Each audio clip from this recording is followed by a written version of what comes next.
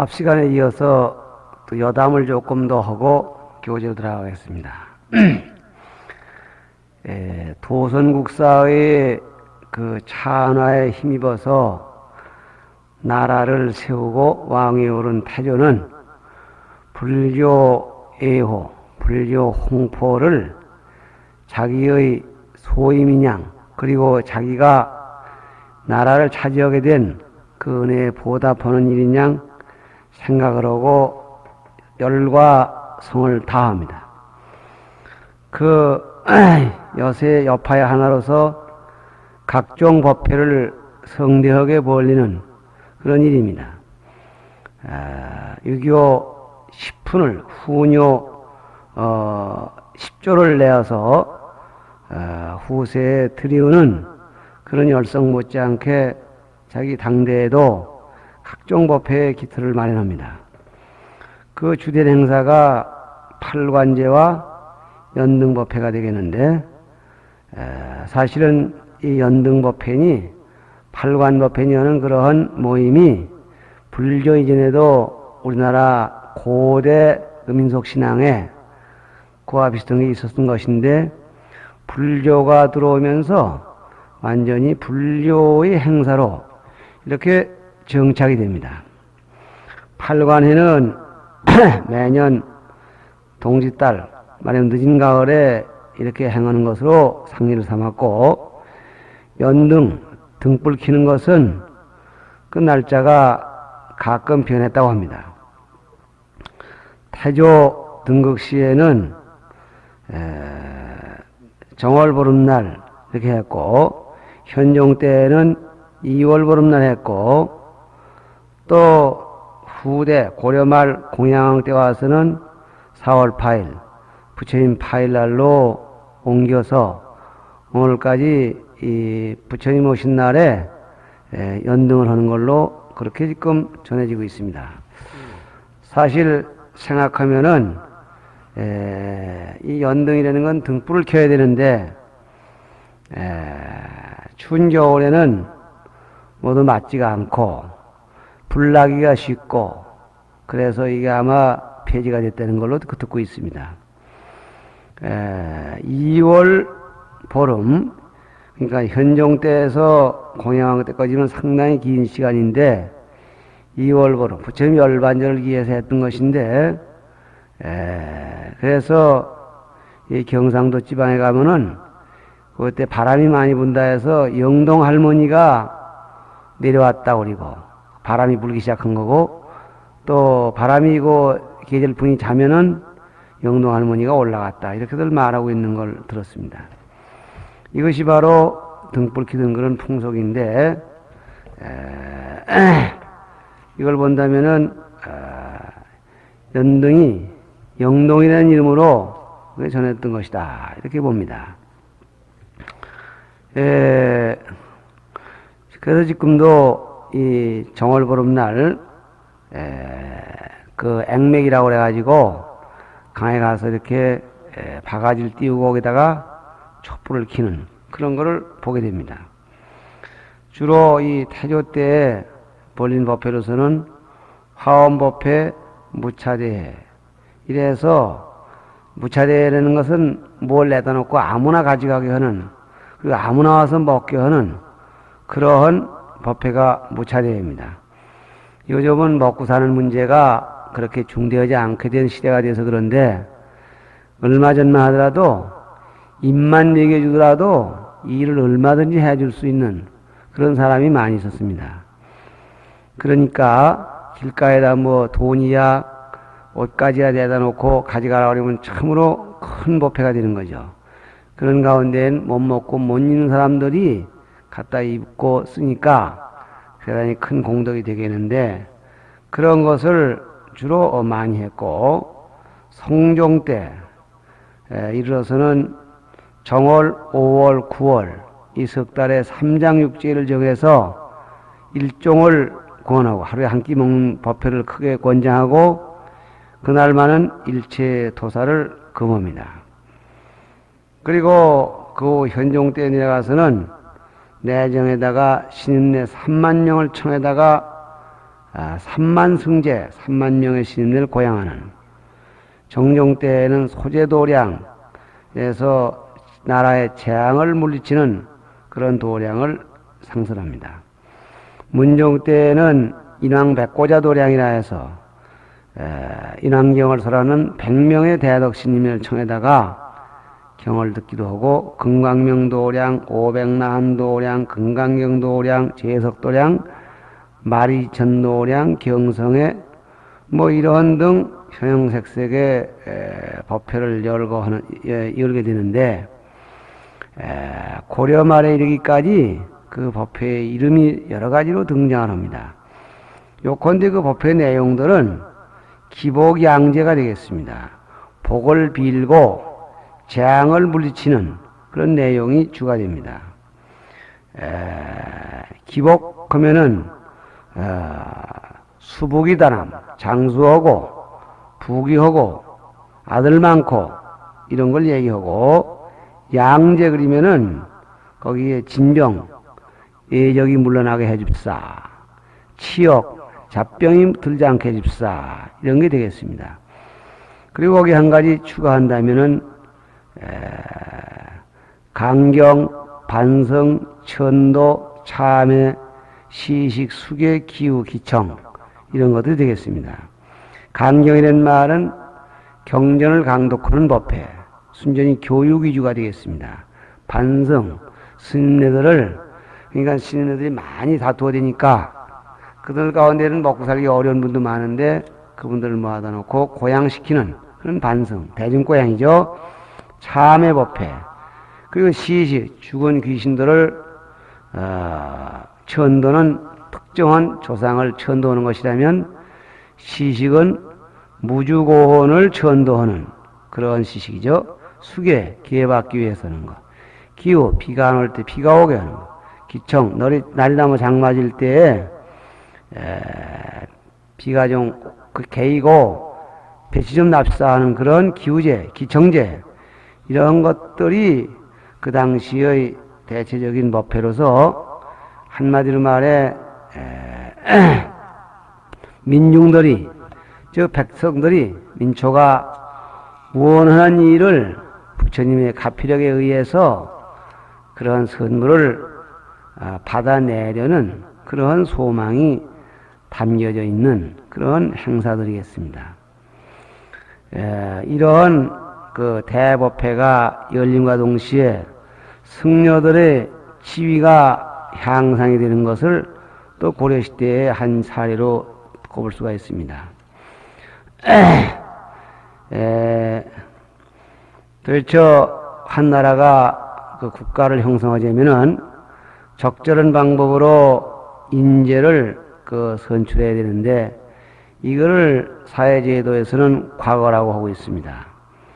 그래서 이 과거 가운데에는 문과, 무과 이렇게 있게 되겠습니다.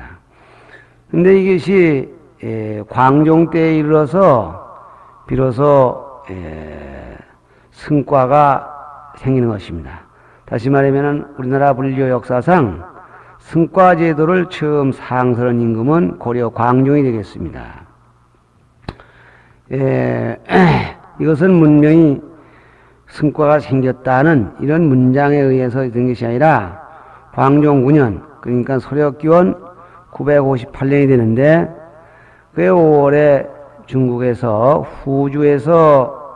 중국 대륙 후주에서 사신 한림학사 쌍익이라는 사람이 건너옵니다. 한림학사 직책을 가지고 있는 쌍쌍날개익 사람이 와서 과거 하는 법을 이렇게 하면 좋겠다, 이래서 그 말에 의해서 과거 하는 법을 구체적으로 정착시키고 급제하는 그런 기준을 정했다고 했습니다. 그래서 그때에 아마 이 승과제도도 정착이 되었을 것이다, 이렇게 지금 이 얘기를 하는 것입니다. 그 특수한 예로서 원주에 거둔사에 있는 비가 있는데, 최충이라는 분이 지은 글인데, 거기에 그와 비슷한 내용이 있어서 그때 그 무렵에 광종 때 승과제도가 이루어진 것 아닌가 이렇게 보는 그런 방증으로 삼습니다. 다시 말하면은 선단하지불 명시현과라 그래서 이게 뭐냐면은 단하의 불, 단하선사가 목불을 태운 얘기입니다. 불상은 목불은 나무 불에 거느지 못하고 토불은 불을 거느지 못하고 또 금불은 불을 거느지 못한다. 뭐 화를 거느지 못한다. 그 진불이 뭐냐? 진불을 알아내는 그런 과거에 합격한 스님, 그러니까 과거 제도가 그때 있었다는 얘기가 아니냐 그런 얘기입니다. 그러한 과거 제도는 그저 일정한 기간에 이루어진 게 아니라 그때 왕이 과거를 승과를 베이자하면 했는데 후대 내려와 선종 원년 서력기원 1084년에 이르러서 보제사의 스님 정상, 고들정 쌍쌍 정상이 된 분이 주청해서 이 승도들도 진사에 의해서 사회 선비들을 뽑는 그 과거가 진사법인데 진사법에 의해서 3년에 한 번씩 뽑아줍시다 그랬더니 왕이 허락했다 이런 기록이 있다고 합니다. 이렇게 본다면은 과거를 승과를 처음 시작한 분은 광종이고 3년 만에 한 번씩 하는 제도적으로 이렇게 굳혀준 분은 고려 선종이다 이렇게 보아야 할 것입니다. 어쨌든 이 고려 문헌에 승과 제도를 참 아주 이렇게 엄격하게 했는데 요즘도 승과를 운운하는 수가 있습니다만은 승과에는 크게 나누어 종선과 대선이 있습니다. 그리고 이 종선과 대선은 각각 선종과 교종이 같이 이렇게 공통됩니다. 종선은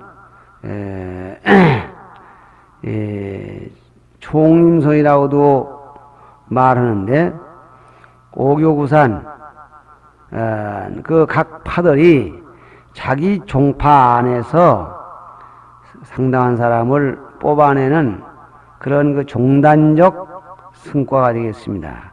그만하면 종사의 자격이 있다 이렇게 뽑아내는 겁니다. 그런가 하면은 선문에서도 그렇고 오교구산에서 그렇게 해서 종선을 한가 하면은 그 다음에 대선은 뭐냐면은 선종, 교종 이렇게 나누어서 각각 따로따로 뽑습니다. 그러니까 선종대선은 선종의 구산문 승도 그러니까 선종 구산문의 각 선문에서 뽑힌 종선 피선자들이 모인 가운데에서 대선을 몇 명을 뽑았는지는 모르지만 뽑아내는데 개성 광명사라는 데서 그 과거를 봤고 또 교회 구산각파는 일정한 장소에 모여서 종선들이 모아놓고 한 몇 사람 뽑는데 소위 그걸 오교대선 그래서 개성 왕윤사에서 그런 과거를 보였습니다. 그러면은 선과교 공이 종선에 뽑힌 각각 자파에서 종선에 뽑힌 자가 자기 선교 기회통해서 오교 또는 구산 총회 가운데에서 과거를 봐서 합격을 하면은 첫 자리가 대선이 됩니다. 큰 대자 선택을 선자 그게 종선과 대선으로 되겠습니다. 대선에서 한 계급 올라가면은 그러니까 대선은 큰 대자 선택할 선자입니다. 대선에서 큰 대자 큰 덕자 대덕 그 위가 큰 대자 승사 대사 그 위가 무거울 중 큰 대승사 중대사 그 다음이 삼중대사 그 다음이 선의 경우는 선사 그 다음에 대선사 이렇게 7등급으로 승격을 하게 되어 있고, 교에서 교 5종 교파 가운데에서 종선에 급제한 자는 일단 왕윤사 대선에 합격하면은 역시 교의 대선이 되겠습니다. 교종 대선에 첫 계급을 받게 되고, 거기서 다시 대덕, 대사, 중대사, 삼중대사, 여기까지는 선종과 똑같습니다. 그 다음에 선종의 선사에 해당되는 부분이 여기는 수자, 머리 숫자, 자리 자자. 요즘은 참선으로 다니는 사람을 수자 그러는데, 그때는 이 교학이 독실하신 분, 이런 분을 수자, 그리고 고위가 승통, 중성, 통합혈통 그랬습니다. 승통. 이래서 여기도 역시 7단계가 되겠습니다. 그러니까 선의 구산문에서는 삼중대사 위에 선사, 대선사, 오교 가운데에서 오교에서는 삼중대사 위가 수자, 승통 그런데 삼중대사 이상의 법계, 다시 말하면은 선의 선사나 대선사나 교의 수자나 승통이면 왕사 또는 국사로 추천될 수 있는 자격을 가지고 있고 관고를 받았다 그랬습니다. 관고란 말은 뭐냐면은 왕의 특별 직명이 되겠습니다. 이러한 이 조직적으로 말하면 국가가 인정하는 제도적인 그런 대우를 받게 이르렀습니다. 그러나 그동안 모든 분야에서 우리가 봐왔듯이 성하면 반드시 부패가 생깁니다. 여우에서 고려 태조가 후녀 10조를 보였는데 그 두 번째 조가 절을 함부로 짓지 말아라 했습니다. 요를 좋은 면으로만 보면은 그 도선국사께서 지으라고 한 데에다 꼭 짓고 잘 보호하라는 말도 되지만은 그 밑에 얘기 보면은 함부로 아무데나 절을 지어서 신라 말처럼 어지러운 상태가 나타나지 않도록 해라. 신라 말에 절을 너무 많이 지어가지고 나라가 망하는 꼴이 있었는데 그런 지경에 이르러서는 안 되겠다 하는 것도 태조의 그 생각이었습니다. 이와 같이 해서 신라 말에 절이 민간집보다 많았다 이런 말이 있습니다. 가가봉불이여 있는 장례라 삼국유사의 말이요. 집집마다 부처님을 받들고 사람마다 부처님께 절올 줄 알더라. 이렇게 해서 그 많이 생긴 그 절 속에서 상당한 이 원성을 샀을 게 당연하고, 특히 고려조에 들어와서 구체적으로 이렇게 참 스님네들이 사회적인 지위를 확보하고, 그러니까 그걸 이용해서 무리를 일으키는 자가 또 나오게 됩니다. 성종년간에 생존했던 최승로 상주국입니다. 그러니까 지금으로 말하면은 뭡니까? 국무총리가 되나요? 성종이 즉위한 원년 6월 달에 서력기원 981년이 되겠습니다. 내가 왕이 됐으니 선정을 베푸는데 도움될 얘기를 좀 정책을 좀 입안해 주시오. 요즘 말로 그렇게 하문했습니다. 그때 이 상주국인 최승로, 우상 기둥주 나라국, 나라의 웃기둥이 되는 그런 직책, 최승로, 이을성 늙을로 최승로라는 대학자 정치인이 시무 28조를 진술해 올립니다. 시기적으로 급선무가 되는 일 28가지를 지어 올리는데 그 가운데 불교에 관한 것이 무려 9조항이나 된다고 했습니다. 그러니까 28조항 가운데 9조항이 불교에 관한 얘기고, 불교에 관한 얘기로는 한결같이 불교 사회를 좀 억제해야 된다. 뭐 그런 내용입니다. 귀로만 들으시는 입장이라 좀 답답하시겠지만은 한번 소개해 보면은 그 제2조 가운데 첫째는 제2조 가운데는 이런 말이 있습니다. 성상께서 공덕제를 베풀어 공덕제란 말은 공덕이 되게 하기 위해서 많은 신인들에게 공양하는 건데 공덕제를 베풀어서 재승에게 시반하는 일을 하지 마실 것 그랬습니다. 신임들이면 머리만 깎은 신임이면 누구든지 와서 밥을 자시라 하는 밥을 얼마나 많고 포먹이는 일 그런 일 하지 마시오. 그 왜 그럴까요? 임금이 쓰는 재산은 그 국민의 세금으로 이루어지는 것인데 그렇게 낭비를 해가지고 국민에게 담세 부담을 늘려서는 안 되겠습니다. 그런 얘기겠죠. 두 번째로 제4조 간장이나 된장, 매주 등으로 행인들에게 무차 보시하는 일을 중재해 주실 것 그랬습니다. 그것도 좋은 일이죠. 장, 매주 이런 것들이 사실 참 그때는 소금도 귀할 때인데 이런 것들 가지고 보시하니 왕은 죽어서 좋은 데 갈지 모르지만은 요컨대 살아있는 백성들 불교를 믿지 않는 또는 불교를 믿다 하더라도 신임내가 아닌 세금을 내는 사람들은 죽을 지경이 올시다. 그래서 맹자의 말은 양인자로 해인 누군가를 살리겠다고 하면서 그 밖에 누군가를 죽인다. 한쪽을 살리겠다 해서 살리는 건 좋지만은 저쪽을 죽여서 이쪽으로 살려서 되겠냐는 그러한 유교적 정신이 그리고 현실적 그 배려가 내포됐다고 보겠습니다. 그리고 세 번째로는 그 제6조에 제사 승인들이 여러 사찰의 승려들이 불보천량을 각처에서 장리하는 것을 금할 걸 그랬습니다.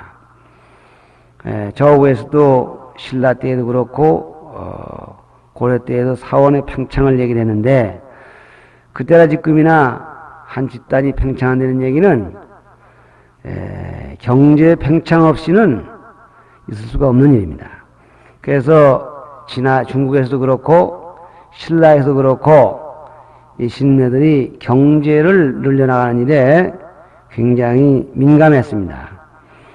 그래서 신임내들이 불보천량 그래서 불보천량은 사유재산, 사찰에 소속된 돈이나 양식이나 이런 걸 가지고 장리놀이 하는 일을 못하게 합시다.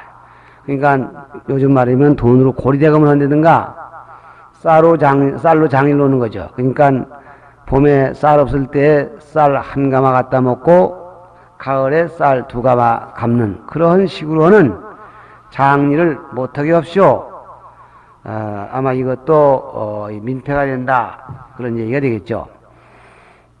그 다음에는 네 번째로는 제8조가 되는데 그 당시에 가트려 발글철 여철이라는 스님을 내정 즉 국내로 청해서 법문을 들어서 거기 있으면서 법문을 듣고 그 국내에 머물러 있는 요즘 말로 하면은 상인법사 이런 역할을 했는데 그 내정에다가 스님을 놔두는 일이 옳지 않습니다. 국내에는 아시다시피 왕하고 궁녀하고 왕비하고 그리고 남자가 있다면 내시만 있는 법인데 스님을 거기다가 두는 것은 맞지 않습니다. 불교를 지극히 숭상하는 입장에서 스님을 국내에 청했는데 그분을 절로도로 보내라는 거예요. 풍기문란 되겠까 하는 거죠. 그 다음에 다섯째 조항으로는 다섯째 번에는 그 28조 가운데 제10조로서 승려들이 9년을 왕래하면서 민가에 지속하는데 각종 폐단을 생한다는 말이 있는데 그를 금하소서 그랬습니다. 승려들이 지위가 있고 사회적으로 보장을 받게 되니까 사방 다니게 되고 민가에도 자게 되고 그럴 때에는 각종 폐단을 낸다 그랬습니다. 이 각종 폐단이 구체적으로 어떤 것이겠는가 이렇게 말은 안 해도 대강 아시겠지만은 지금도 권력이 좀 있는 사람이 되면 권력이 있는 사람보다 권력이 있는 집에 뭐 비서만 되더라도 뭐 한 동네 가서 요란스러운 것은 참 말할 수가 없는데 더구나 그때의 그 짐작을 할 수가 있는 일입니다. 그 다음에 6번째로 13조 봄에는 연등회를 설하고 가을 초겨울이 되겠습니다. 초겨울에는 팔관제를 열어서 민중을 모두 이렇게 그 일을 위해서 노역을 시키는 일을 좀 줄여줍시오 그랬습니다.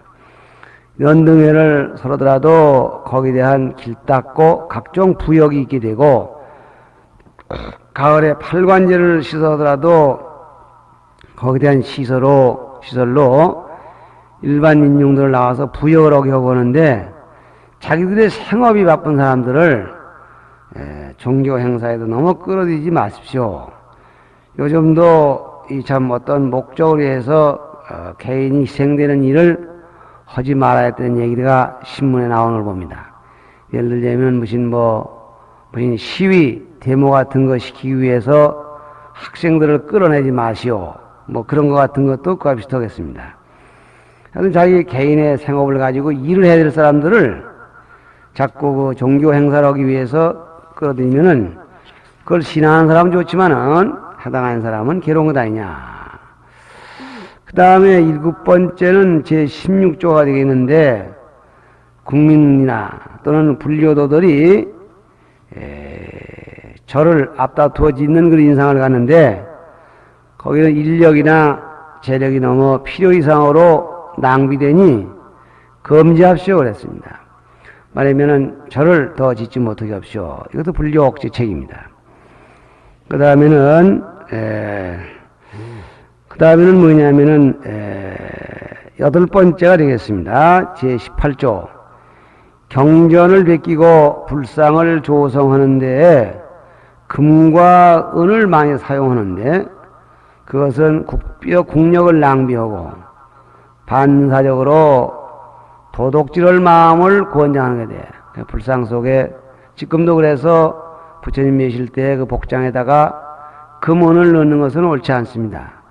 금을 넣어봤자 조금만 넣어서 사가 범하지 못한다니까 도둑님이 가져가 봤자 일당도 안 나오게 한 반 돈씩만 이렇게 형상 넣고 나머지는 전부 현금화해서 그걸 전부 불사에 써야 될 것입니다. 여기도 불상을 조성하나 불령을 쓰는데 금은을 쓰지 못하게 합시오. 9번째 제20조가 되겠습니다. 불법을 믿는 것이 나뿐이 아니지만은 국왕이 그 불교를 믿는 것은 좀 차원을 달리해야 될 것입니다. 국왕 개인의 신심을 위해서 그리고 내생의 복을 심기 위해서 오늘의 백성을 괴롭히는 일은 참으로 현명하지 못합니다. 오늘 이후로부터 모두 중지해 줍시다. 다시 말하면은 국왕의 개인 신앙은 좋지만은 국가 창고에서 재정을 드러내는 일은 하지 말아 주십시오. 이런 건의를 했습니다. 시간이 돼서 여기서 잠깐 쉬겠습니다.